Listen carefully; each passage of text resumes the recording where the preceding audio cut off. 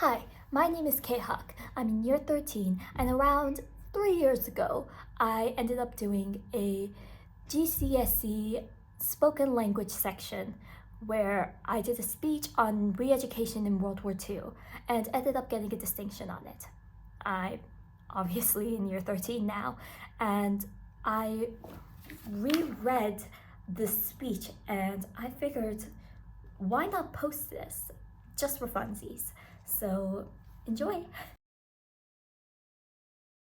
Keep in mind I'll be on my paper a lot because I forgot everything being in year 13. But in real examination conditions, you shouldn't be really reading from your paper. You should be memorizing it.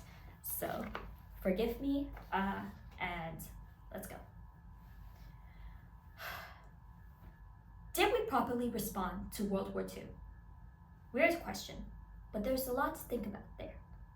In these strange times we're living in, when powerful people exploit our fears, our hate, and our tears for their own good using the news and entertainment, I think we should look back at the time when powerful people like, say, an angry guy with a weird mustache exploited our fears, our hate, and our tears for their own good using news and entertainment. But it's not just Hitler we should be looking back upon.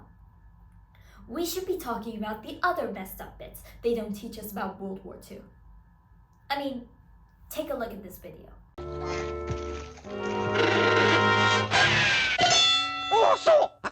Oh, I beg my pardon. I bow my stomach at you, very reverent. That's all right. Happy cherry blossoms to you, please. My fault.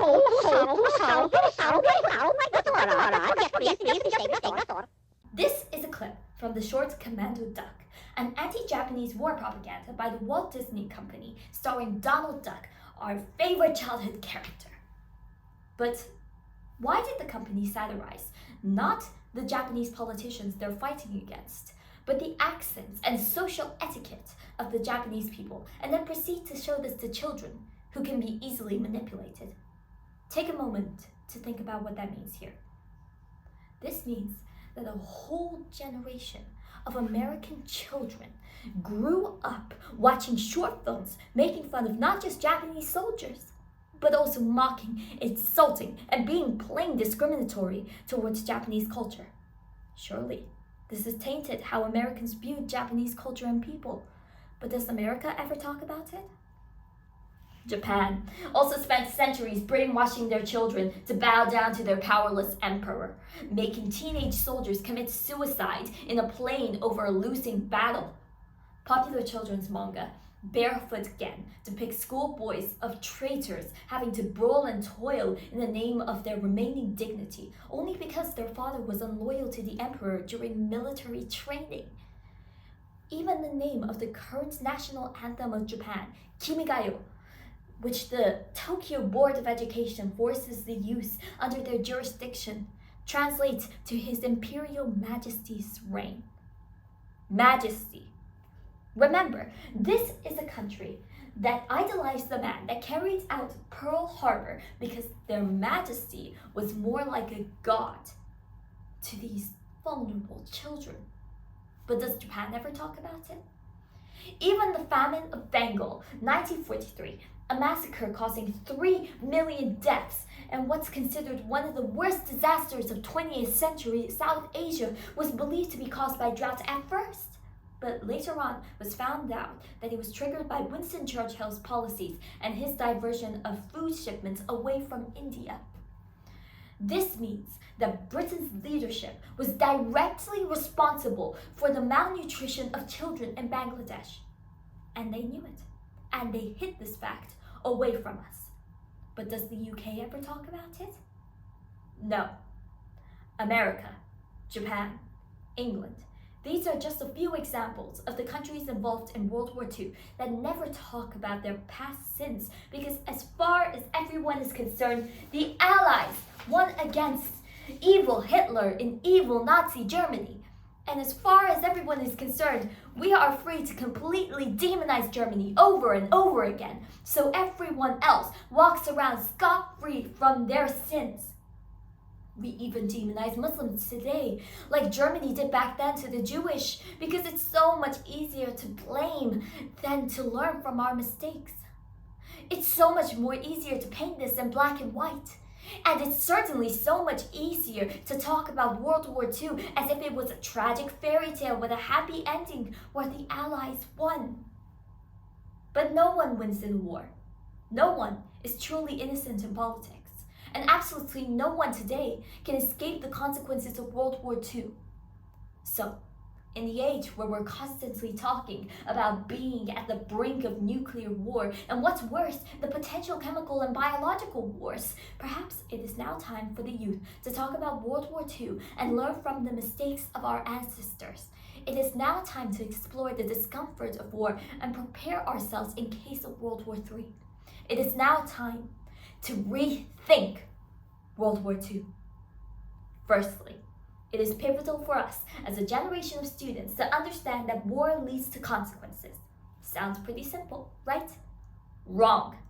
The National Institution of Health stated that combat veterans from the war experienced issues such as traumatic arthritis, digestive disorder, and intrusive thoughts long after World War II due to PTSD. Take a moment to think about what that means here. Men, real life men, had to wake up with nightmares about death's sharp axe first thing in the morning, wishing their lives were over before they got to do anything at all.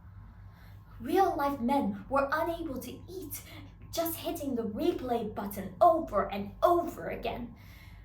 On that night when they heard a gunshot and saw their brother limp on the muddy floor, real life men sat still, knowing a simple walk could feel like 1,000 knives being stabbed down their back, so they were never able to run in the warmth of daylight ever again. And that's just part of it.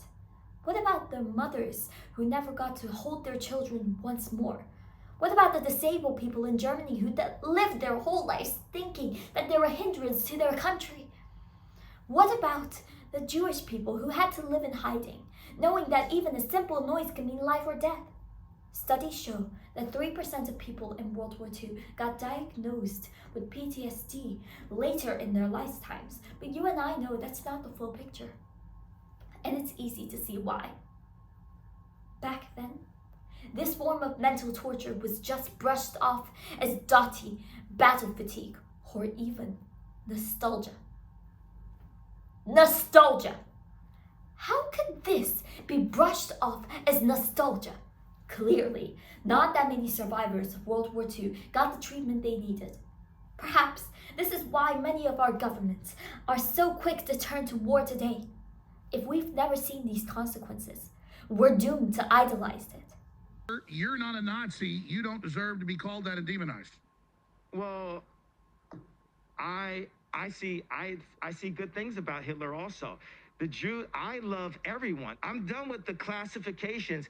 Every human being has something of value that they brought to the table, especially Hitler. This is why it is important that we must encourage our ancestors to explore their memories one last time. Observe as they recount the blood, the pain, and the sufferings of war, and understand that on the brink of World War III, this could happen to all of us. You could be dead. I could be dead. We all could be lying limp on the floor. We need to think about World War II as if it was an Armageddon that we could avoid. Because with consequences like these, I don't want to die in World War III, nor live to tell the tale. Secondly, we students must not only learn what they teach us in school, but what they don't teach us as well. On top of the clip from Commando Duck I showed and the Bengal famine, there are tons of things that the British curriculum just doesn't teach you as a member of the Allies. Take the atom bomb, for example. The most controversial topic of World War II. Historians and politicians today still debate on whether the atomic bomb was necessary to bring about an end to the war. This needs to be talked about today, now more than ever. If the answer is no, then we must find more peaceful solution to end future wars. But if the answer is yes, then this could be a sign that World War III might end with the end of the world. Time is ticking, people, and we need to know answers. But what does Britain, the country that contributed to its creation, say about any of this? What's their answer? Think back to last year, everyone.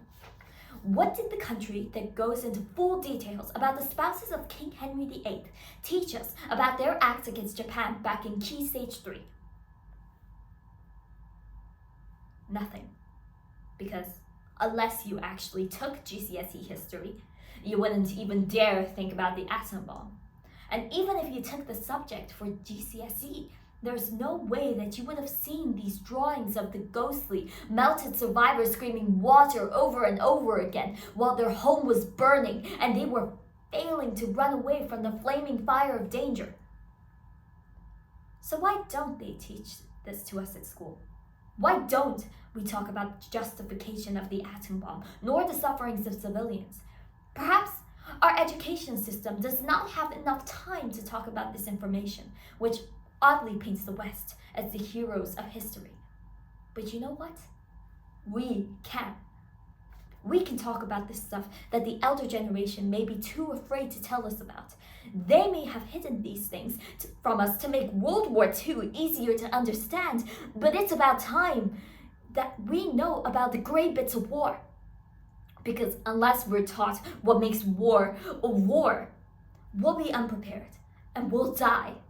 I can almost guarantee that unless we talk about all the consequences and moral dilemmas of war and do something about it, all 19 of us are going to die. And if by some miracle we don't, we'll live in agony for the rest of our lives. I want you to think about what I said at the beginning of this speech. Did we properly respond to World War II? Because I don't think we did. So, what can we do now?